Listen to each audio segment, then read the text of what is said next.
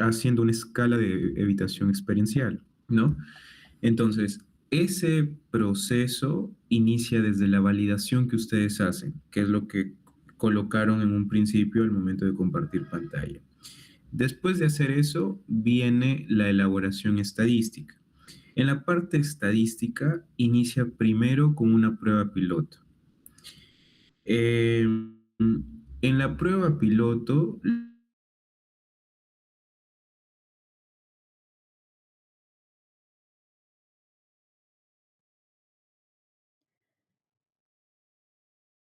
de todos los ítems, entonces aquí se ve si es que estos 50 ítems realmente me sirven, ¿no? Ese es el primer filtro, ese es el macrofiltro por el que pasa la escala. Entonces, lo que se hace primero es un análisis descriptivo. Ese análisis descriptivo lo que permite es hacer justamente el Excel que les había pasado o que ya les he pasado, donde se menciona, ¿no? El análisis anterior, o sea, el análisis preliminar que permite justamente eliminar ciertos ítems que puedan producir algún problema dentro del instrumento que se está creando. Obviamente eso a través de interpretación estadística. Ustedes me pasaron unos datos, una data de 50 personas, creo que lo tengo por acá. A ver, acá está. No, no, ese es de los 200. Acá. Estos 50 fueron los que se pasaron al, este, al Yamovi, donde se hizo el análisis preliminar. Obviamente que de acuerdo a esto, en sí ustedes lo están separando por dimensiones, ¿no? Pero se supone de que su escala está muy variada, o sea, no está estructurada en orden a las dimensiones, sino que, por ejemplo, el ítem uno o el ítem 2 pertenecían a una dimensión y luego el ítem 3 se pasaba a la tercera dimensión. Entonces, ese orden supuse yo de que no, en sí no está ordenado, ¿no? Sino que se tomó como si fuera ítem uno, ítem 2, ítem 3, sin tomar en cuenta este aspecto o este criterio. En ese sentido, esta data se traslada al Jazz, perdón, al Yamovi, y lo que vota y lo que se hace es el análisis de los resultados que el Yamovi arroja. ¿No? En la parte descriptiva se busca evidenciar cuál es la media, la desviación, la simetría, la kurtosis, el análisis de frecuencia de cada ítem, ítem consignado. Después está el análisis factorial en donde solamente se toma en cuenta la unicidad y finalmente, luego sigue el análisis de fiabilidad, donde solamente se toma la correlación entre los elementos y por último acaba con la matriz de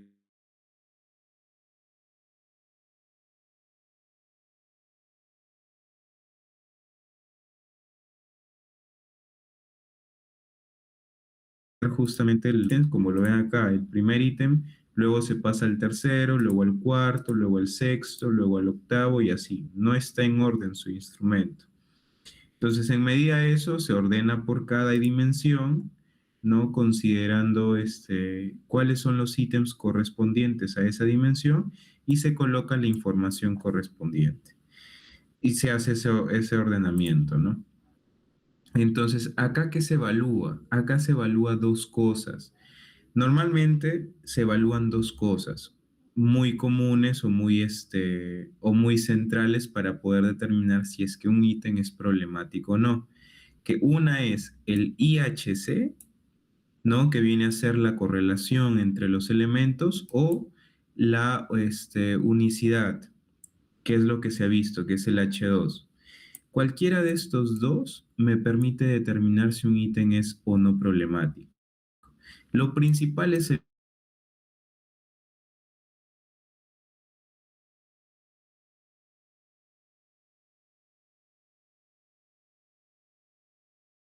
ese ítem se elimina.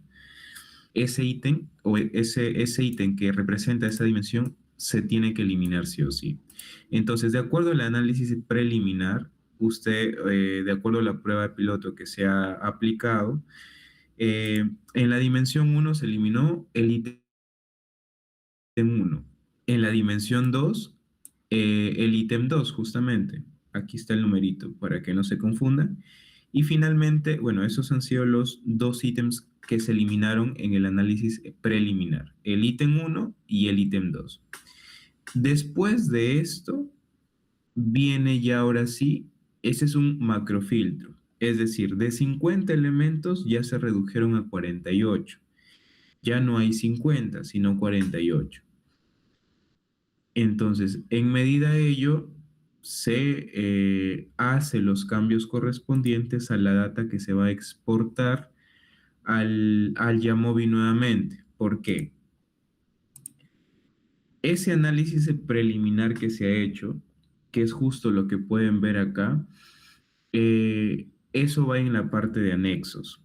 Ahí se anexa qué ítems se han podido eliminar de acuerdo al análisis, el preliminar que se ha hecho en el Yamovi, considerándose solo la prueba piloto. Luego se tiene que hacer el mismo procedimiento, pero con la primera muestra representativa que ustedes han obtenido. Y aquí entra a tallar parte de la teoría. Cuando se va a hacer una comprobación, una escala, cuando ya estamos en la parte estadística, uno tiene que tomar una muestra representativa. Lo normal es que sea como mínimo 400 participantes. ¿Por qué? Porque de esa muestra, de ese total de muestra, o sea, de esos 400, lo que se hace es dividir esa cantidad de muestra. Obviamente fuera de la prueba piloto. La prueba piloto es con una muestra adicional de 50 personas. Entonces, de esos 400, lo que se hace es una división. Una primera muestra de 200 y una segunda muestra de los otros 200. La muestra primera o los primeros 200 me va a permitir hacer dos cosas. El primero es el análisis preliminar, que es lo mismo que se ha hecho con la prueba piloto, pero ahora con la muestra de 200, y el AFE, el análisis factorial exploratorio. Entonces, primero lo que se hizo fue nuevamente el análisis estadístico descriptivo. De la misma manera como se hizo en la prueba piloto, pero ahora con la muestra de 200. Eso ustedes lo tienen en la parte análisis, psicometría, acá está. Análisis preliminar. En este análisis ustedes pueden ver que después de haber hecho el análisis preliminar ya con los 200, esta es la data que se va a exportar para elaborar el AFE. Eso quiere decir de que aquí se evaluó cuáles van a ser los ítems que se van a eliminar. En este caso, nuevamente al ejecutar los resultados del Yamovi, ¿no? Considerando lo mismo, estadística descriptiva, media, desviación típica, simetría y kurtosis, frecuencias, la unicidad, la correlación de los elementos y la matriz de correlación, se evidenció cuáles iban a ser los ítems que iban a tener que eliminarse con esa cantidad. Con la prueba piloto, como son solo 50, por eso se le llama un macrofiltro, porque es algo superficial. No, no es algo muy riguroso, no es una estadística muy rigurosa. Ya la teoría dice, mientras más grande sea tu muestra, o mientras más grande llegues a tener una cantidad de participantes, el análisis va a ser mucho mejor, ¿correcto? Por eso es que te dan un mínimo de una cantidad como mínimo, que esa es la cantidad de 200. Entonces, en el análisis preliminar que se hizo nuevamente en el Yamovi, arrojó lo siguiente. En la primera dimensión no se elimina absolutamente nada. Nos fijamos en el IHC primero. Si está por debajo del 0.3 o del 0.4, lo evaluamos. Por ejemplo, este. Este podría ser un ítem posible a eliminarse. Sin embargo, al evidenciar el IHC, perdón, el H2, la unicidad, está en 0.79. Y aquí se evalúa de la misma manera. Si está por encima del 0.4, ya no se elimina. ¿Cuándo se elimina? Cuando el IHC está por debajo del 0.3. Si está por debajo del 0.3, ese ítem sí o sí se tiene que eliminar.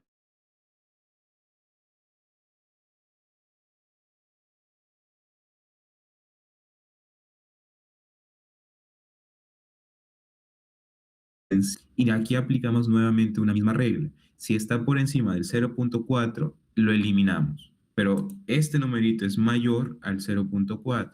Por eso es que nos eliminó este E8. En la siguiente dimensión, lo mismo. Se evaluó el IHC. Como se pueden dar cuenta, no hay ninguno por debajo del 0.3, ni por debajo del 0.4. En donde sí hubo fue en la dimensión 3. En la dimensión 3, ustedes pueden ver lo siguiente. Primero nos fijamos en el IHC. 0.23, este ítem es muy problemático. Este sí o sí va a tener que salir. ¿Por qué? Porque está por debajo del 0.0, perdón, del 0.3. Un ratito. Ya. Entonces, este E5 sí o sí se ha tenido que eliminar. El de acá, el ítem 19, de la misma manera, está por debajo. Si se dan cuenta, aquí hay un 0.35. ¿Qué les comenté? Que si está por encima del 0.35, nos fijemos en el H2, en la unicidad. En la unicidad está por encima del 0.4. Quiere decir que este ítem no es necesario eliminarlo. Ahora nos fijamos en estos dos, que están muy por encima del 0.4, pero ojo, en la unicidad está casi nulo.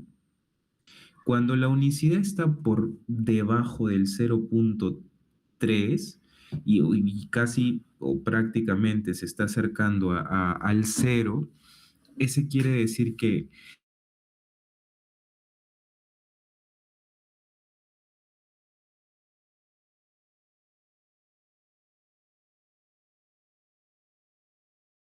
si el IHC haya arrojado, oye, me fijé en el IHC, aquí es superior al 40%. No, también me tengo que fijar en la unicidad.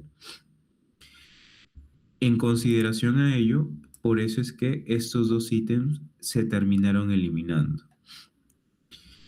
Y en la dimensión 4 de la misma manera. Si se dan cuenta, el IHC aquí es este ítem que es problemático. Acá ha salido 0.84, 0.84, 0.84. Y justamente la unicidad ha sido nula. ¿A qué se debe esto? La teoría o la interpretación de en este análisis preliminar es lo siguiente. Nos tenemos que basar también en la matriz de correlación. Nos vamos a los resultados de Yamow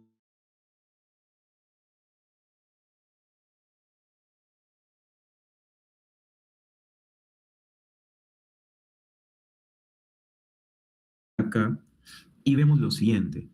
El otro aspecto es que las relaciones de los ítems sí sean significativos, o sea que sí se relacionen. Mientras los ítems se relacionen entre sí, quieren decir que existe un acompañamiento dentro de la dimensión. Cuando no se relacionan, eso quiere decir que existe un problema mucho, un problema mucho mayor. ¿Qué es lo que puede suceder acá? Que estos ítems están siendo lo mismo, están midiendo lo mismo. Entonces, como se encuentran midiendo lo mismo y prácticamente me están generando problemas, es por eso que de manera conveniente lo que se hizo fue eliminar los tres, ¿correcto? Al eliminar los tres, ya solamente en la dimensión 2, perdón, en la dimensión 4 nos quedamos con dos ítems, el 33 y el 34.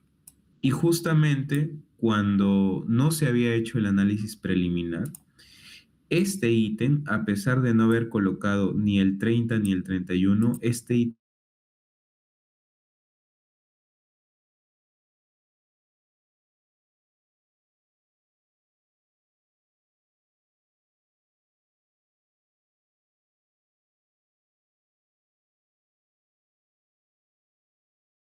incrementa la unicidad es prácticamente cero.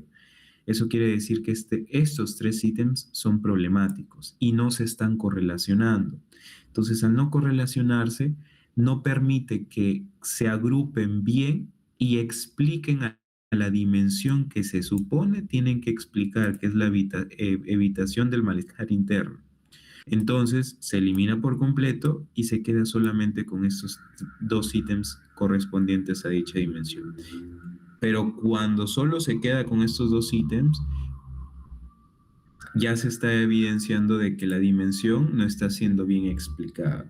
Pero eso ya va más a detalle de la teoría que ustedes han tenido que recolectar bien.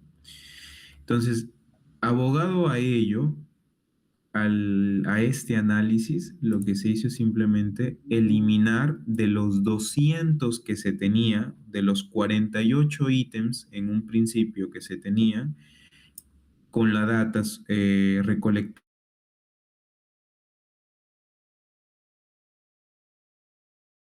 cada ítem que era problemático de acuerdo al análisis preliminar. Y se eliminó, por eso es que acá al momento de pasarlo, esta es la data del Yamoy. La data que se utilizó en el AFE, oh, no creo que no se puso acá, si no se puso en el otro. Eh, Acá está. Base de datos, análisis factorial exploratorio. Si se dan cuenta acá, aquí se hizo una organización por dimensión, ¿no? Y se eliminó de la dimensión 4 los ítems que no deberían haber eh, o que se han eliminado en ese análisis preliminar. Ya solo quedaban dos ítems correspondientes a la cuarta dimensión. Entonces, esta data que se tiene acá es lo que se exporta al JAS, donde se va a hacer el AFE, el análisis factorial exploratorio. ¿Hasta aquí me están entendiendo?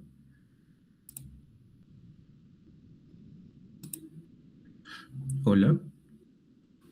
Sí,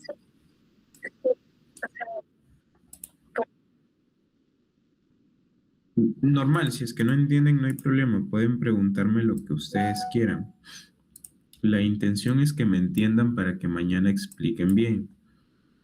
Cualquier duda que tengan, no hay problema. Córtenme o coméntenme sin problema. Lo que yo necesito, o yo siento de que estoy haciendo bien mi trabajo es que ustedes me entiendan.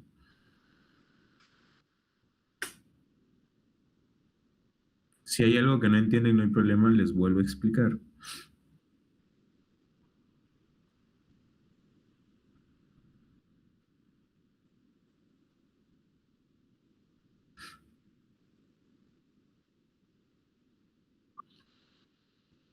No, no, aún no entramos al análisis confirmatorio. Lo que se ha hecho primero, Es un análisis preliminar. Les repito nuevamente, el análisis preliminar lo que hace es, hay dos caminos antes de hacer el análisis factorial exploratorio, que forman parte de ese filtro que se le hace a todos los ítems de la variable, ¿no? Para poder determinar si realmente toda la cantidad de ítems que ustedes han tenido o han considerado en su escala son correctos. O sea, lo que se evalúa es realmente la pregunta que yo he puesto en este ítem, ¿realmente me permite medir lo que quiero medir? Ese es lo que responde a todo este análisis. Entonces, ¿qué es lo que se hace primero? Por eso se dice análisis preliminar. Es antes de iniciar un análisis factorial exploratorio.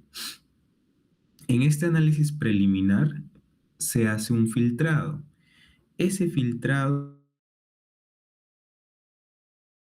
es de acuerdo a interpretaciones estadísticas, que es lo que ustedes han visto acá.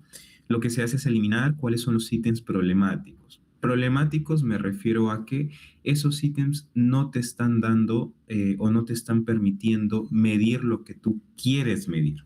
No se están relacionando correctamente entre ellos.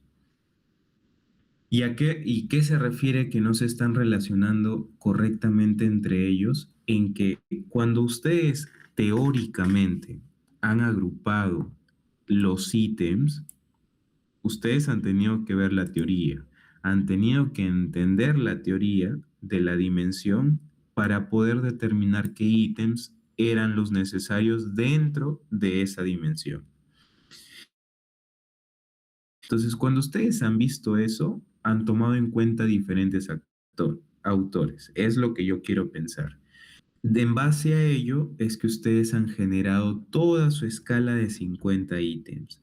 Entonces, ¿cuándo o a qué se refiere que un ítem no se está relacionando con el resto de ítems? A eso se refiere de que en esa dimensión, ese ítem no está aportando, no está permitiendo medir esa dimensión, a diferencia de la agrupación de los restos de ítems que conforman esa dimensión. Es por eso que es necesario este análisis preliminar para poder identificar cuáles son los problemáticos que no están permitiendo agruparse correctamente para medir esta dimensión. Y lo que se hace al identificar cuál es el ítem problemático es eliminarlo, sacarlo de la lista que supuestamente le correspondería a la dimensión. Entonces, después de hacer este análisis, después de quitar los ítems, los problemáticos que no se están correlacionando entre sí dentro de esa dimensión, viene recién el análisis factorial exploratorio. ¿Me entendiste?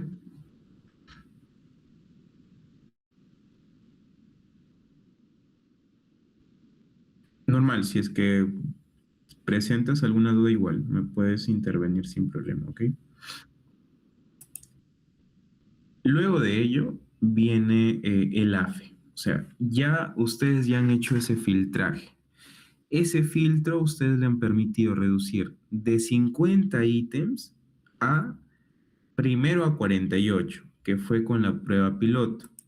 Después se eliminaron uno, 2, 3, 4, 5, 6, 7 y 8 ítems. O sea, si ustedes se quedaron de 50 ítems que tenían en un principio, ahora solo tienen 40. 40 que se supone por el momento están explicando a las 4 dimensiones que ustedes han considerado en su escala y dentro de esas dimensiones están explicando a dicha dimensión. Es por eso que primero lo que se sugiere es hacer un análisis factorial exploratorio. Antes lo que se hacía era directamente el confirmatorio. porque se supone que teóricamente ya se tenía evidencia de que esa escala se dimensionaba de esa manera. Ahora es muy necesario hacer primero un análisis factorial exploratorio. ¿Con qué fin? ¿Cuál es el fin del análisis factorial exploratorio? Y ahora nos vamos a adentrar ahora sí a la parte estadística del JASP. En el JASP ustedes pueden ver resultados, análisis acá. En el JASP lo que se hace es lo siguiente. Espérenme que abra el... Este es de la prueba piloto y este es de el análisis preliminar. Ya.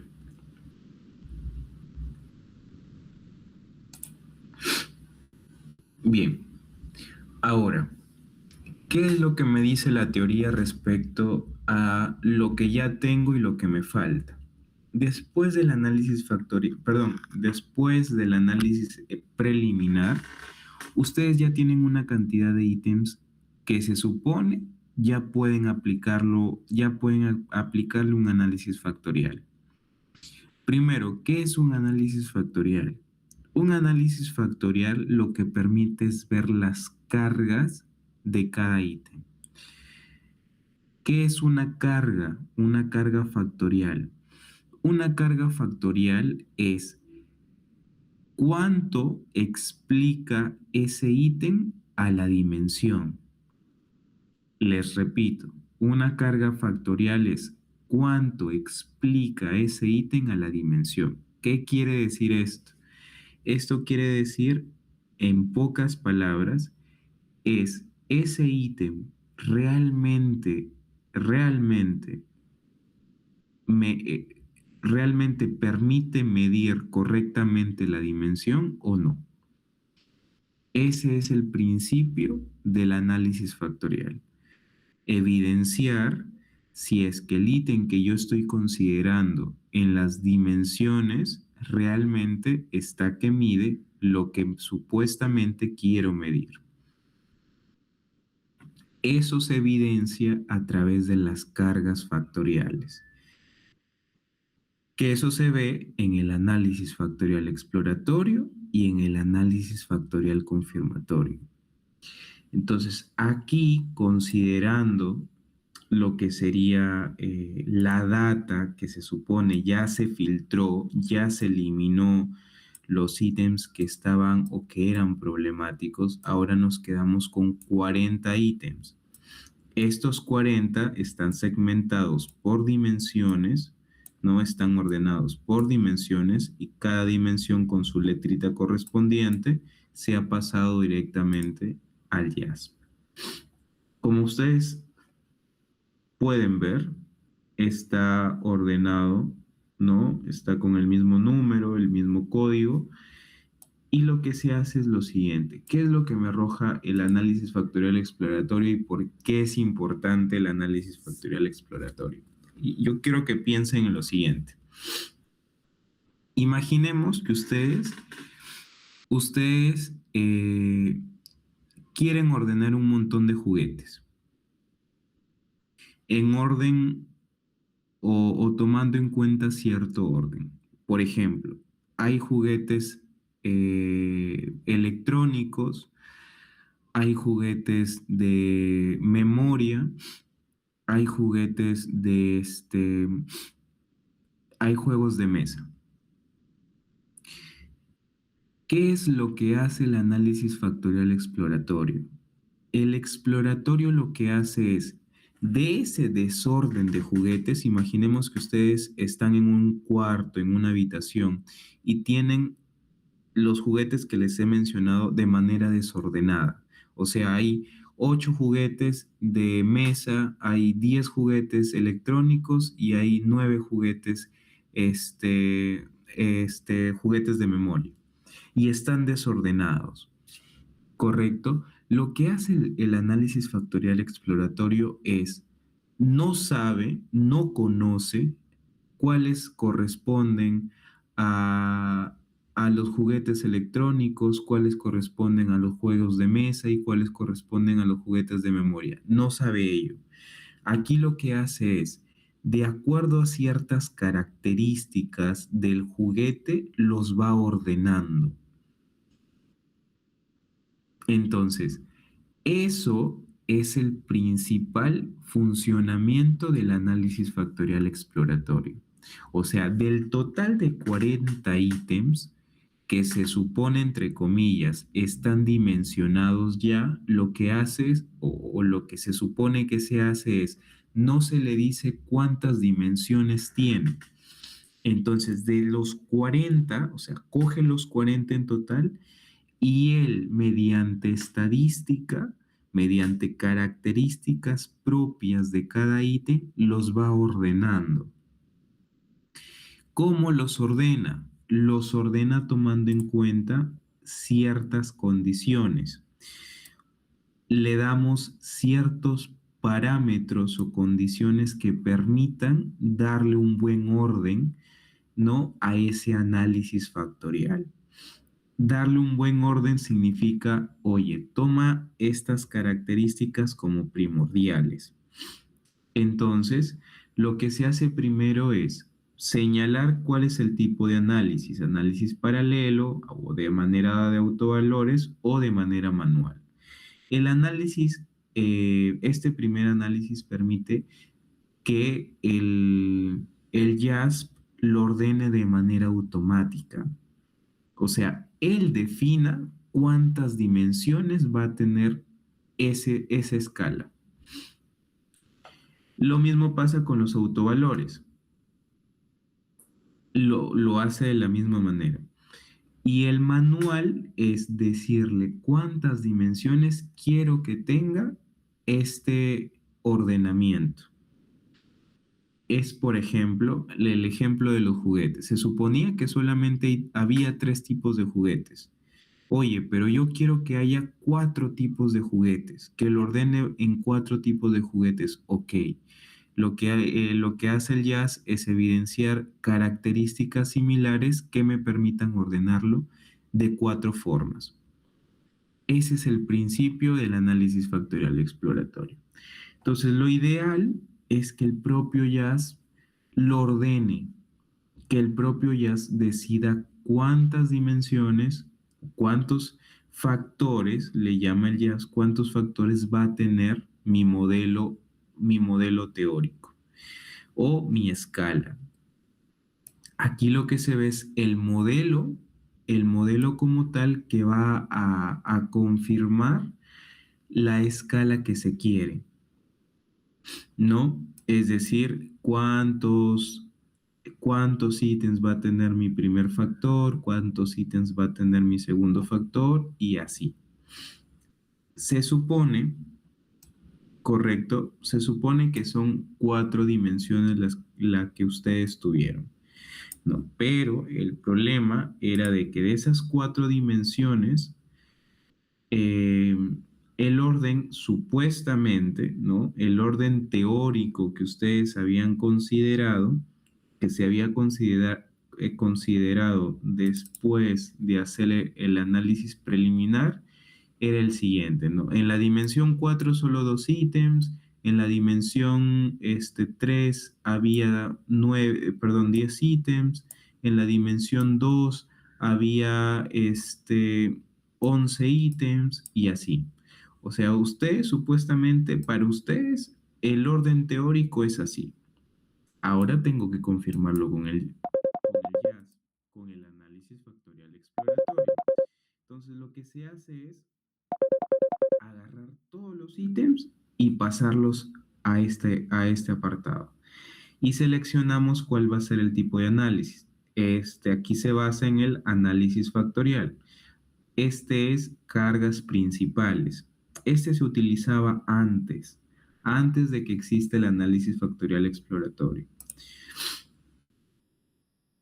Ahora, en las opciones de análisis, ¿cuál es el método de rotación? Aquí ustedes tienen dos. Pueden elegir el Promax o el Oblimi. En este caso se eligió el Promax. no es necesario elegir alguno en específico. Aquí se selecciona la matriz de correlación y finalmente se selecciona la máxima verosimilitud. Ahora, aquí hay un punto importante explicar. ¿Cuál es la base de la descomposición? Esto se basa en un aspecto importante. ¿Cuál es su escala? ¿No? ¿En qué escala se está midiendo su variable? O sea, cada indicador, ¿qué escala tiene?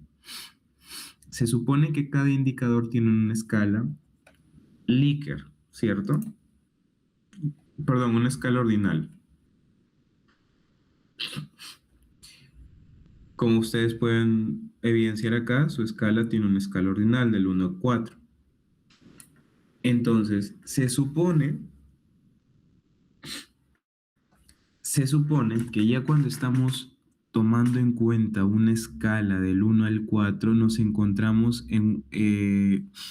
o nos encontramos en la condición de decidir por una matriz de correlación, esta última de acá, donde se considera una escala ordinal ya sea de 4 opciones o de 5 opciones, o a más. Sin embargo, eh, Yanes, que es el autor base, que imagino yo su docente se los ha pasado, el artículo, donde explica cómo hacer la escala, el análisis para la parte de la validación de una escala psicométrica. Yanes explica de que lo ideal para decidirse por una matriz de correlación cuando se supone que la escala es de 4 o a más opciones depende mucho de la muestra. Yanes explica de que uno puede decidir por esta opción cuando la muestra supera los 300. O sea, cuando yo estoy haciendo mi análisis factorial exploratorio con una muestra mayor a 300. Sin embargo, ustedes están tomando solo una muestra de 200. Entonces, cuando es inferior a 300, Janes dice, lo ideal, así tengas una escala ordinal o una escala Likert, lo ideal es que sigas utilizando la matriz de correlación de Pearson. Y es lo que se optó. Ahora, el método de factorización. Aquí hay muchas opciones. Esto depende de cuál es la mejor opción para poder decidirme por este modelo. Y eso se basa en los índices de ajuste. Esto de acá es lo importante o lo fundamental para poder decidirme yo por este modelo. Les reitero, los índices de ajuste es lo más importante o lo principal para poderme decidir yo si es que elijo o no el modelo que me está arrojando el análisis factorial. ¿Me están escuchando hasta aquí? Sí. Bien. Entonces, luego de considerar las opciones de análisis, vienen las opciones de salida. Entonces aquí se decide, ¿no? Bueno, la matriz de estructura, correlación de factores, pero lo más importante es el índice de ajuste adicional. Esto no se interpreta. Lo más importante es esto. Aquí el análisis, lo mismo, se toma como análisis factorial. Se le indica que me dé cuál es mi diagrama de ruta, que es lo que bota acá, ¿no? El primer modelo factorial exploratorio. Y aquí evidenciamos también el KMO y el Bartlett, los indicadores de KMO y los indicadores de Bartlett. La teoría menciona, y esto les han explicado con las diapositivas, es yo no puedo decidirme por un modelo o una opción de análisis si es que mi KMO no supera el 0.7. Si es que mi KMO no supera el 0.7, mi análisis es errado. No debería considerarlo como un modelo a utilizar. Lo mismo con Bartlett. Estos son conjuntos, o sea, tienen que estar sí o sí ambos. Este tiene que estar por encima del 0.7 y este tiene que ser significativo. O sea, su p-valor no tiene que sobrepasar el 0.05. Son esas dos condiciones que me permiten decidir cuál va a ser mi opción de análisis. ¿En base a qué? Si es que este KMU estuviese por debajo del 0.7, primero lo que se hace es cambiar. ¿Cuál es el método de rotación? Lo cambio a Bliming. Si es que sigue igual, mi método de factorización. Voy jugando hasta que me salga un KMU por encima del 0.7. Esto no cambia. Ya les expliqué por qué.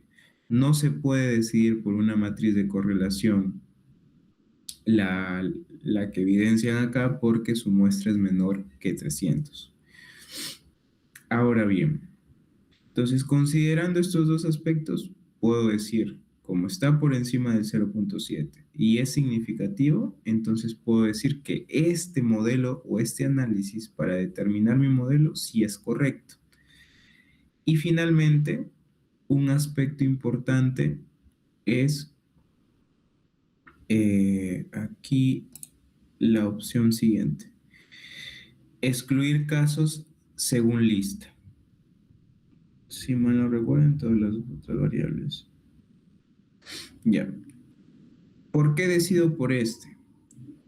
No quiero entrar mucho a detalle porque esto no les van a preguntar, ¿no? Pero es un aspecto fundamental para poder determinar si mi modelo está bien o no. Esperen que cargue.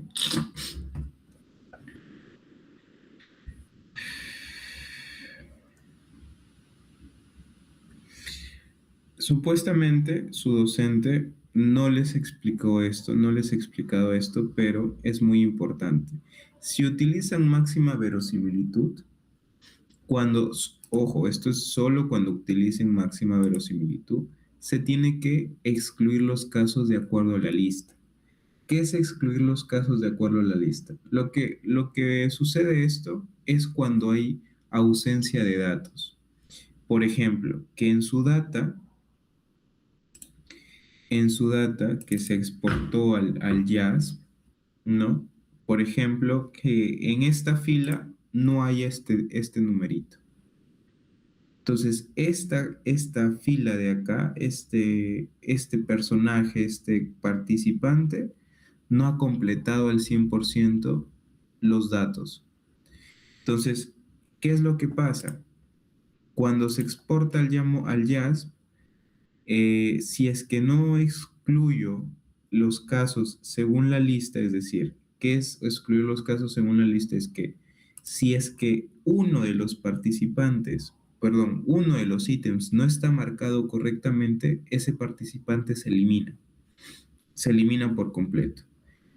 Entonces el análisis ya no se hace con 200, sino con 199. Cuando se elimina por pares, lo que hace es, si es que este ítem no está completo, no hay problema, no importa. Lo que se hace es el análisis ítem por ítem y aquí considera los 200, aquí considera los 200 participantes, aquí también. Y cuando llega al ítem 28, no considera los 200, sino solamente considera 199. Entonces, esa es la diferencia de excluir por pares que excluir según la lista. Y esto se selecciona cuando se utiliza la máxima verosimilitud. Al tomar en cuenta esto, o sea, ya se tiene el modelo, o sea, ya se tiene la opción de análisis. Ahora sí, lo que se hace primero es lo siguiente. El JASP vota, o sea, cuando se pone todos los ítems, vota de manera automática una cierta cantidad de factores. No siempre es 4, no siempre es 3. A veces votan 9 factores, o sea, supuestamente por todos dice que hay 9 dimensiones, ¿no? Pero se tiene que hacer una eliminación de los ítems que no deben corresponder dentro del modelo. ¿A qué me refiero con esto? A que se tiene que presentar las cargas por encima del 0.3. ¿Cómo se explica esto? Que si un ítem, por ejemplo, ¿no? Si este ítem se supone, se supone de que tiene que explicar a cualquier factor que el jazz ha determinado, ¿no? Por ejemplo, hay 9 factores. Este ítem al menos tiene que explicar un solo factor con una carga superior al 0.3. Si no lo explica a ningún factor, o sea, si en ningún factor tiene una carga superior al 0.3, entonces ese ítem no es necesario considerarlo dentro del modelo. Se elimina. Lo que se hace es agarrar el ítem y se retira de la lista, como pueden ver acá. En ese sentido, lo que se hace es ese proceso de agarrar y ir quitando los ítems que no tienen una carga factorial por encima del 0.3. Y el jazz lo bota, o sea, el jazz aquí se hace un filtrado, se pone, elimina o no considera los ítems que no sobrepasen su carga factorial de 0.3. Entonces lo que hace el jazz es colocarlo en la parte final de la lista y no pone numeritos como ven acá en ningún factor. Entonces ese ítem hay que sacarlo. ¿Cuándo paro? ¿Cuándo me detengo? Cuando ya veo que si todos los ítems al menos están explicando un factor. Ahora, si es que hasta ese momento el índice de ajuste no es el correcto, sigo eliminando. Vuelta tengo que eliminar el ítem. Oye, pero ya, o sea, hay ítems que sí o sí están explicando un factor, ok, subo la carga factorial. Ya no considero 0.3, sino considero 0.35. Ya subió mi carga factorial.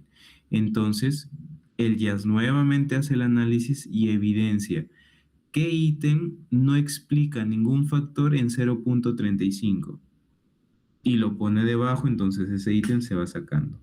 Ese proceso se hace hasta que el índice de ajuste llegue a lo ideal. ¿Cuándo se supone que llega a lo ideal? La teoría me dice lo siguiente. El RMSE, perdón, el RMSEA tiene que estar por debajo del 0.05. Aquí no sé si puedo, creo que sí. Vamos a abrir Paint.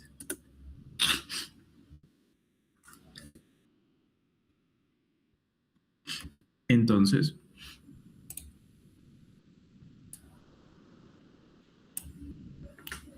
sí ven mi pantalla completa, ¿verdad? Hola. Sí, sí se ve. Ya, le seguía diciendo. La teoría me dice que el RMSEA tiene que ser menor al 0.05. El El SRMR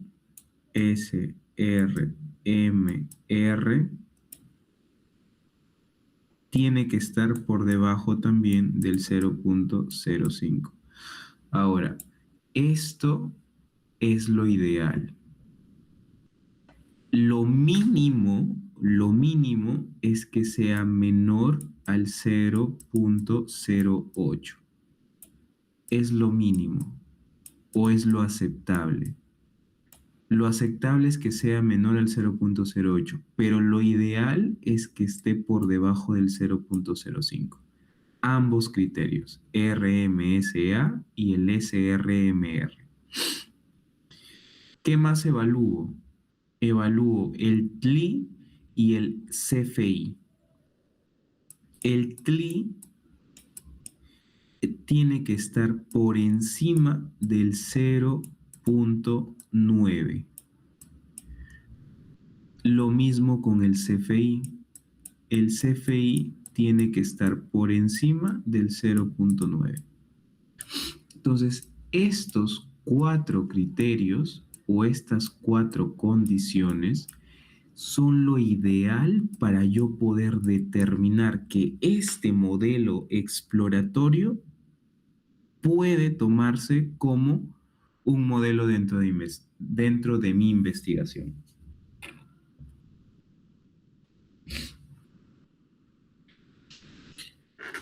Entonces, voy haciendo esa evaluación.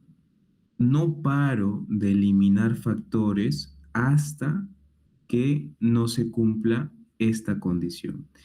Ahora, ¿cuándo paro o cuándo este modelo no me sirve? El modelo no me sirve cuando en un factor, o sea, en cualquiera de los factores, hay menos de 3 ítems. Si, por ejemplo, al eliminar me quedaba factor 1, factor 2, factor 3 y en el factor 4 solamente había 2 ítems, el modelo no me sirve. Ya les mencioné un aspecto importante, que es la carga factorial. La carga factorial es este numerito que ve acá. Este numerito 0.683 es la carga factorial. Mientras más grande sea la carga factorial, quiere decir que ese ítem explica muy bien al factor. Esa es la definición de la carga factorial. Por ejemplo, en este factor, el 18, el ítem 18 lo explica bien, lo explica excelente, porque se aproxima incluso al 0.7.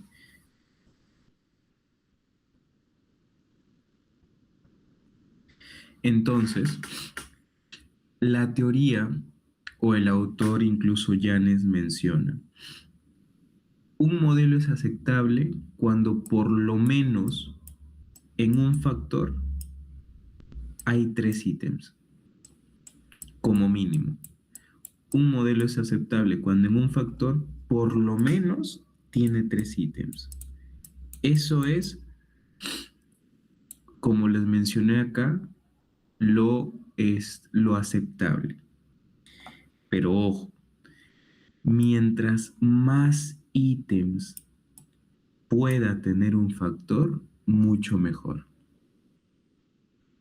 Mientras más ítems hay en un factor, es mucho